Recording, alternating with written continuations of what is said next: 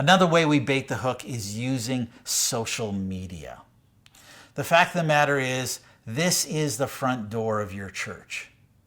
The vast majority of people, maybe as high as 90%, well, when they first encounter your church, will encounter it first on social media. Have we been very careful in thinking about this? When we put something on social media, are we aware of who we're talking to? I said right at the very beginning, how does Joe even know we exist, and why should Joe even care? And are we even talking to Joe? Most churches, when you look at their social media posts, whether it's Facebook, Instagram, Twitter, doesn't matter, they're just talking to themselves. They're just simply using social media as an extra bulletin because we stopped printing bulletins. Who are you talking to, and who should you be talking to? If the purpose of this is to invite lots of people, we need to be talking to Joe in our neighborhood. What kind of vocabulary are we using? In a previous session, I mentioned there are two cardinal sins of vocabulary: insider-focused religious vocabulary and insider-focused acronyms. Are we committing any of those kinds of sins? Or are we communicating clearly in plain English? It is so vital that we communicate so people understand what we're saying. Do we have anything interesting to say? Like, again, do we know what's keeping Joe up at night, and are we addressing that? Are we saying anything of relevance to their lives that's going to make a difference? These are people who are looking and actively looking for hope. Are we offering that to them when we post? An easy way to do that is through an inspirational post. These are easy to share, easy to go semi-viral. Are we producing these kinds of posts that I see it, I like it, I'm inspired on it, I'm proud to have this on my wall? It's not too cheesy, it's not overly religious, it just communicates a good, positive truth that I want to share with people around me. That's an easy win on social media. Next level up is engagement and response. So the low bar is inspiration. Moving it up a level from bronze medal to silver medal is engagement. That when particularly Joe sees that post, he wants to respond. Say something back to that response and engage.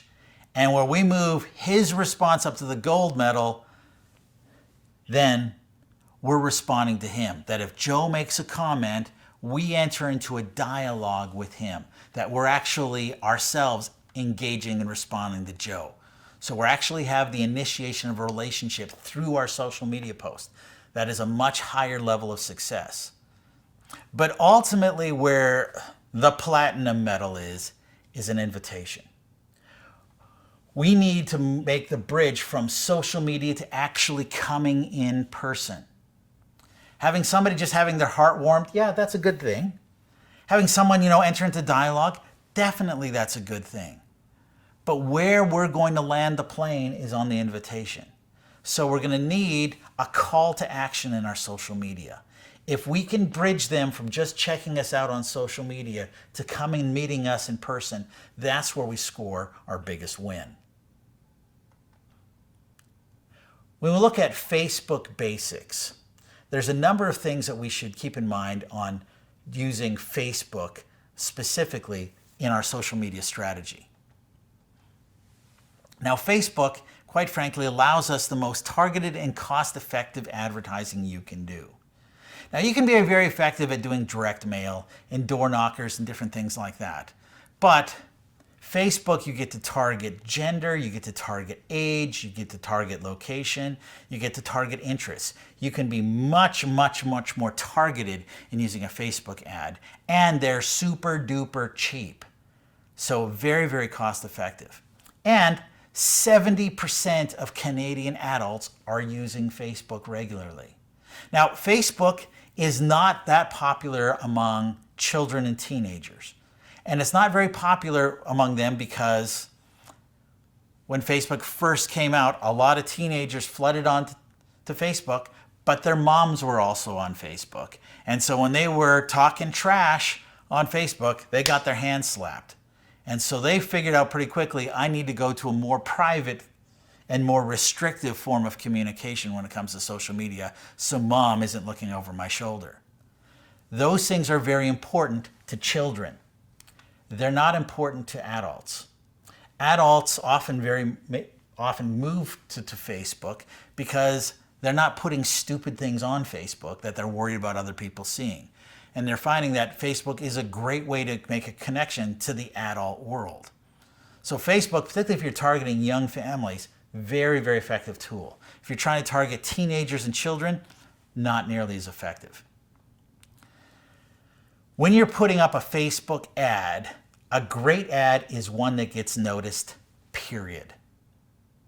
If nobody notices your ad, doesn't matter how awesome everything about it is useless. So we want something that gets attention, gets noticed, gets attention, that causes people to stop in their tracks. That is our first goal in the first Facebook ad. If we're not doing it, we're failing. And notice that I'm saying a Facebook ad. I'm not just saying, oh, well, I made a post on my personal timeline. Great, your friends get to see that. Or, oh, we made a post on our church Facebook page. Whoop-de-doo. It's only the people who go to the church will see that. And even Facebook doesn't push that. Facebook is about the money. You want Facebook attention, you pay the money. And not by boosting your post, that's very, very ineffective and inefficient, but by deliberately creating a Facebook ad where you target, I want this to go to so many people in this demographic range. That is what's going to get you noticed. But that ad has to be well done. And our first thing in our mind when creating that Facebook ad is something that gets someone's attention. The next thing is that ad needs to have a strong call to action. Even if they notice us, if they never come on Sunday, we haven't achieved our goal. We need to make some kind of relationship. And that call to action can be really simple. Click to find out more. Okay? But it has to have some kind of call to action. Otherwise, it's going to be very ineffective at actually producing any tangible results. And the results we're looking for is self-reproducing disciples. So an ad where people notice it but then don't do anything about it achieves nothing. We need to be moving people to their next step, and that's going to involve a strong call to action. Ads become great by testing and monitoring. So you should come up with several different versions of your ad and test it in small doses to see what is your click-through rate, what is your response rate. You know, and you put out 3 different ads to 3 different groups, notice how people are responding.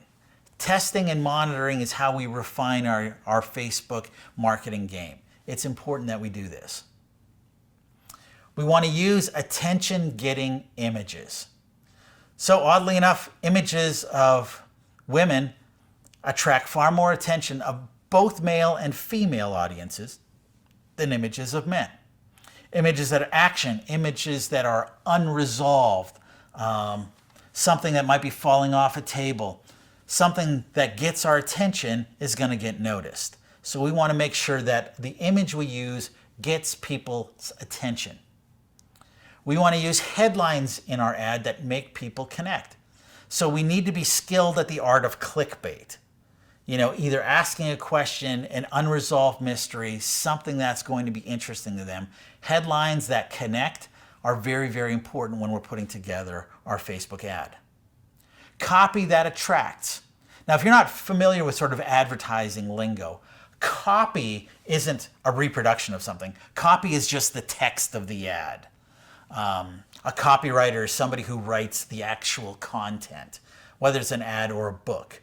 Copy editing in the book world is when someone's editing the text of your book. So that's what copy is. Well, you want copy that attracts. You want it to have zing. You want it to have some appeal. You want it to have call to action. We're trying to connect with people, and you need to write that really, really, really well. We want to use active voices, not passive voices. And we want to focus the timing of our advertisements really in that Thursday to Saturday window. Why? Because memory fades. We can have the most awesome Facebook ad ever that somebody sees on Monday, but the chances that they're going to remember that ad 6 days later when Sunday rolls around, very, very, very slim.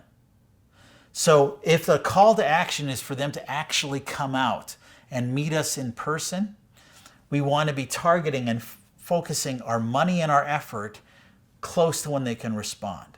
So we need to be thinking about that call to action, that we make the call to action when they can respond to it and not a big time lead because they're going to forget.